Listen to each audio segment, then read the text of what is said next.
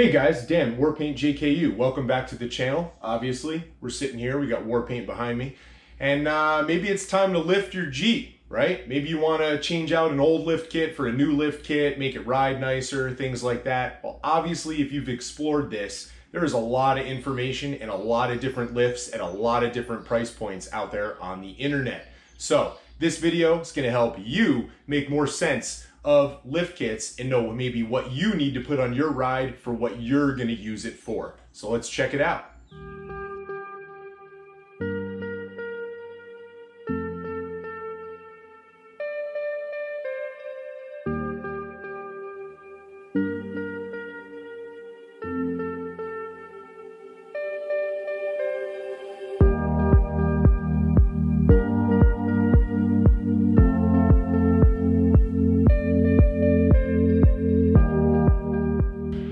All right, guys, so first things first, what is a lift kit? Okay, now a lift kit is basically something that controls the height of your vehicle in relation to the ground. You can lift your vehicle a number of different ways, and we're going to talk about all of them very, very quickly. But you can basically use a shock and a spring, you can use spacers, you can even use coilovers or ORIs. Money!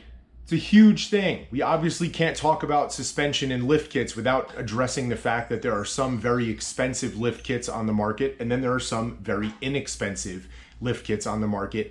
I'm even going to use the word cheap, okay? You want to stay away from cheap lift kits no matter what. I don't care if you're going off-road. I don't care if you're not going off-road and you're just dropping your kids off at school. Cheap lift kits, okay, are not going to give you the ride quality that you are looking for. A cheap lift kit also a year, sometimes even sooner, won't be the same lift that you thought it was when you first bought it, right? Let's say you go out, you buy a 2.5-inch lift kit, you want to throw some bigger tires on your vehicle. Great, you did it. Well, very shortly after that, 6 months to a year later, depending upon how often you use your vehicle and the conditions, those cheap springs will oftentimes sag, and that spring will no longer be a 2.5-inch lift. Sometimes it'll be as small as a 1-inch lift a couple years in. They're just made from cheap materials, and the shocks that come with them are also very cheap, which will give you a very poor ride quality.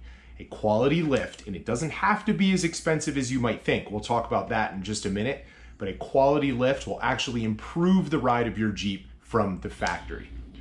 All right, so I mentioned it a minute ago, and it's the most common type of lift kit that you're gonna see on any off-road performance vehicle, especially with Jeeps, a spring and a shock.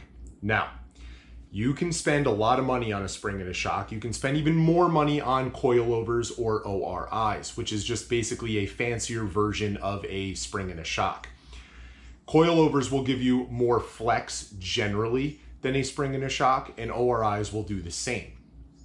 But you can get, if you set it up correctly and tune it correctly, you can get the same amount of flex out of a spring and a shock, just like this, that you get out of a coilover, okay? So a coilover is definitely a lot more expensive. It's gonna probably give you a little bit better of a ride quality than even a really nice spring and shock, but it comes at a huge cost. Now, some of you guys might be wondering how that's possible, right? How can you possibly take a spring and a shock when so many vehicles don't perform like coilovers on a spring and a shock and make it perform like a coilover?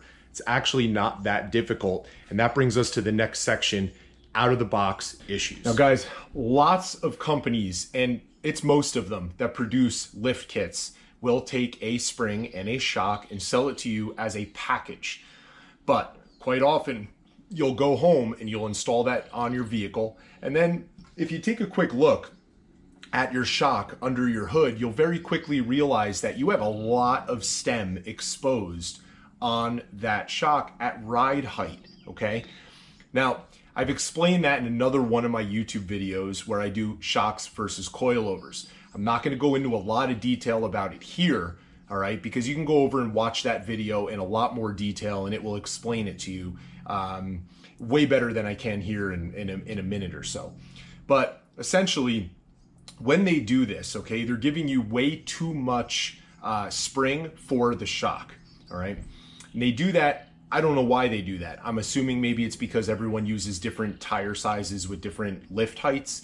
But when you throw a big tire on your vehicle like this one here, this is a 40, if you throw a 40-inch tire, a 35-inch tire, a 37-inch tire, whatever the tire size is on your lift, you only have so much up travel before your tire hits your fender and can't go up any farther. What you want, especially for off-road, is down travel. Now, you want some up travel, right? You don't want to be bottoming out your Jeep in potholes or bottoming out your shock when you go over a speed bump. So you want 4 to 5 inches of up travel. But if you have more than 4 to 5 inches of stem sticking out of your shock when it is sitting at ride height, it's a waste. You don't need more than that, okay? And a lot of people, when they buy a factory bought lift kit, they'll take it out, they'll install it. Like I said a second ago, they'll have 7 inches, 8 inches sticking out. When they stuff their tire all the way up to the bump stop where they can't get their tire up any higher, if you look at that shock, you should barely have any stem sticking out of it. And a lot of people still have inches sticking out of it. So that means that those inches, you could convert those inches into more down travel, right? And not be wasting them with shock that you can't use with up travel, okay? Now, there are some ways to do that, and like I just said a second ago, you can go over to my coilover versus shock video on YouTube, and it will explain to you how to maybe adjust your particular setup and what to measure and look at in order to fully maximize your shock and spring so that they function and you're taking full advantage of both of those units paired together. But an out-of-the-box lift, unfortunately, usually will set you up with that situation. Okay, another reason why lots of lift kits will either be more expensive or cheaper than others when you look, even when they both offer shocks and springs. Like we said before, not only the quality of the spring and the quality of the shock, but also control arms, okay? As you can see behind me right here, this red arm right here is a lower control arm. So for those of you that don't know, on Jeeps, you can have a long arm, which is essentially just a longer control arm, or you can have short arms. Now, some people, especially on JKs, talk about the arms being mid arms. They're not, they're short arms. The only reason people call them that is because the arm on a stock JK versus like a stock TJ is much longer, okay? But it is still a short arm for that model Jeep. Now, long arms, when you go to a particular lift height, there's a lot of benefits to those. There is another YouTube video because you can talk about short arms and long arms for a very long time. So to save time here, go over, check out that YouTube video on long arms versus short arms. It will explain why long arms are a benefit over short arms and when maybe you need to start looking at long arms and getting them on your vehicle. It makes a big difference with ride quality. It also makes a big difference with off-road ability level. But again, if you're not going all that crazy off-road and you're not putting on all that much of a lift height, you probably don't need them. And there are also some cheaper ways with relocation brackets and things like that to get a short arm vehicle to drive a lot more like a long arm vehicle. So be sure to get over there, check out that YouTube video, and it will explain a lot more. All right, we're back underneath war paint here, and obviously you can see behind me, this is my tie rod. Up here is my drag link. Steering and the way your Jeep drives after you've installed a lift kit is a really, really, really big deal. And it's where a lot of people buy a lift kit, they go to a shop, the shop installs the lift kit, and then they wonder why their Jeep does not drive down the road as nicely. Well, there's a couple of things that you're going to want to make sure that you look into regarding caster and camber and toe in and all those kinds of things. And guys, it's very easy to do on a solid front axle vehicle like a Jeep, and you can align it at home.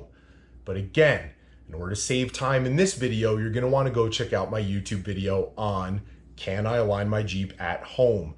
There's a two-part series. One talks about setting your toe. The other one talks about setting caster. And they also discuss how to center your steering wheel to make all of your electronics and your skid control and things like that happy. That will make a very big difference on how your Jeep drives and steers down the road. It'll oftentimes get rid of a lot of other issues that we're going to talk about in just a second. Things that a lot of companies that sell lift kits don't mention, and a lot of shops don't mention until you complain about it afterwards. So let's move on to the next. Let's talk about tire size, right? The age-old question of what tire size can I fit on my lift? Or what lift size do I need for the tire size that I want? Now, obviously, guys, there's some wiggle room here. There's some crossover, right? I'm going to say a couple of lift sizes for what size tires.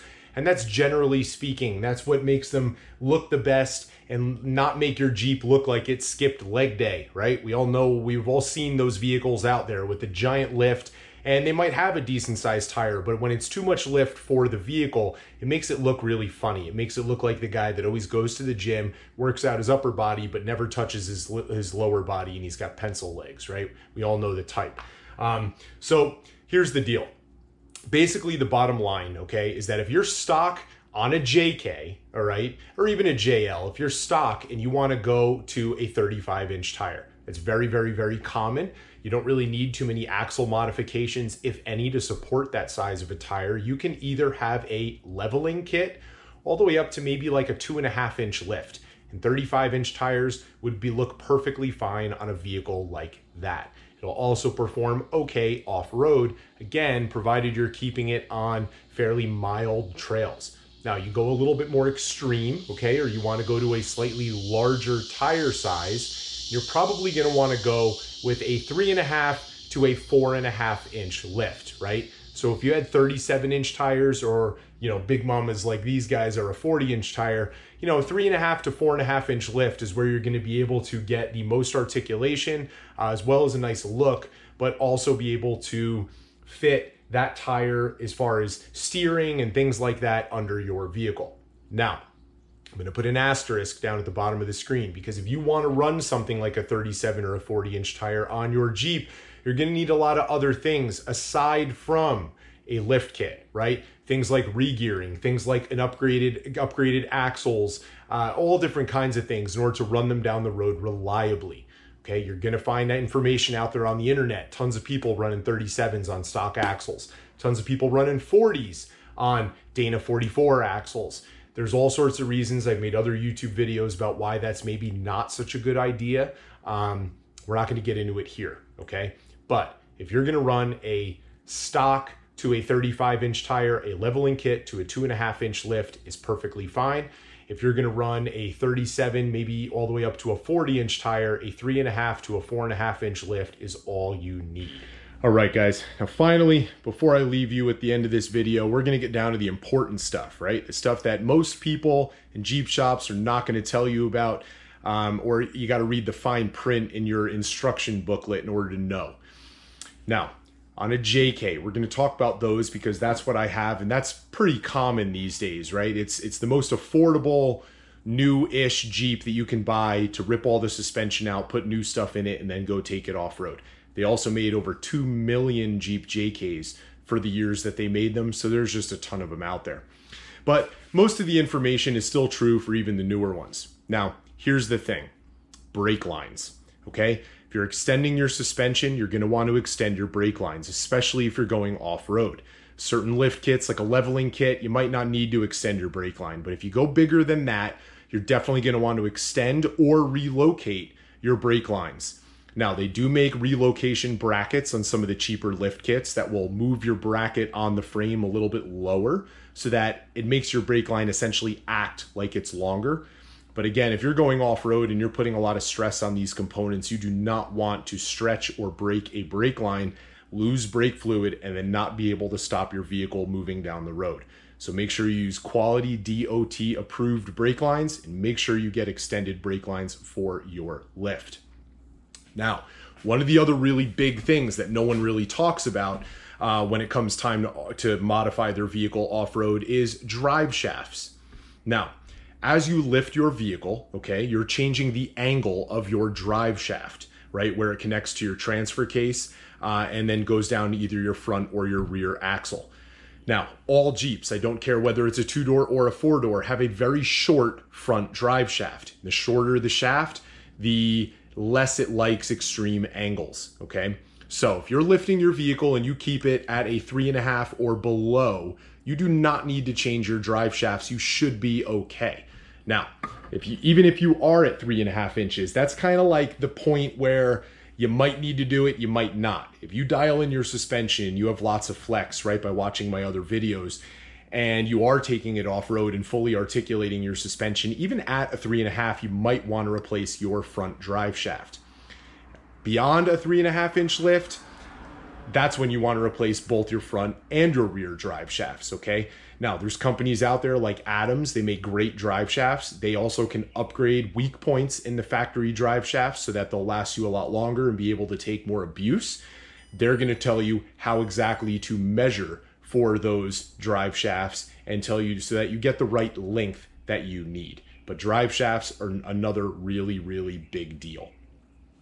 And lastly, and I touched on it earlier, we're going to talk about alignments. A lot of times people get their vehicle lifted, they drive it down the road and it wanders, kind of like it has a mind of its own, right? Now that is your alignment, but there's only so much alignment that you can fix on a factory axle, okay?